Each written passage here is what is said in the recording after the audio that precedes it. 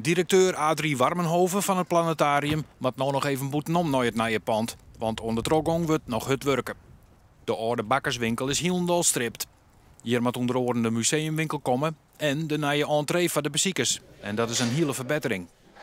Je komt nu in het planetarium door een standaard voordeur. Dat was de voordeur waar IJsga met zijn vrouw en kinderen gebruik van maakte.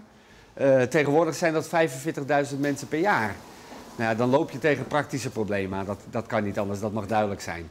Ook de praktische zaken komen hier, zoals ons kantoor, toiletten en helemaal achterin horeca.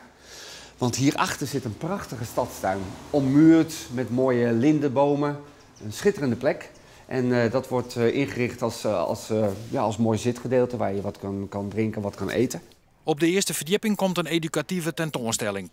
En hier willen we met allerlei computerschermen, animaties, maar ook allerlei modellen die je zelf in werking kan zetten, de bezoeker laten zien hoe nu eigenlijk dat radenwerk van IJsga werkt.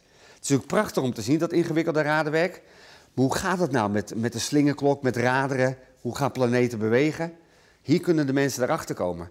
Maar ook allerlei collectiestukken van ons, als telescopen, sextanten, octanten. Daar kun je zelf mee aan het werk. Zodat als je dat hier gedaan hebt en je in het museum zelf terechtkomt, gaat begrijpen hoe die instrumenten nu werken, in elkaar zitten en wat je ermee kan doen. Via een binnenplantje kom je aanst in het oude pad. Hier komt een glazen dak op. De verbouwing moet in de mooitijd van Takkemier kleer wezen.